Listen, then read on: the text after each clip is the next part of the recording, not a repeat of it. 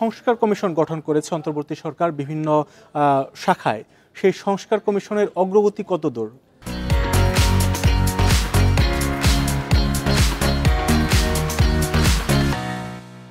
না, অগ্রগতি তো আপনারা জানেন, আমরা একটা টাইম লাইন দিয়ে দিয়েছি যে 31শে ডিসেম্বরের মধ্যে আমরা সংস্কারগুলো কমপ্লিট করতে চাই। এই সংস্কারের রিপোর্টগুলো চাই। তো রিপোর্টগুলো নিয়ে যেটা হবে, ইন্টারিম গভর্নমেন্ট পলিটিক্যাল পার্টিগুলোর সাথে, সমাজের নানান স্তরের স্টেক হোল্ডারের সাথে কথা বলবেন। বলার পরে একটা ঐক্যমতে আসার চেষ্টা হবে।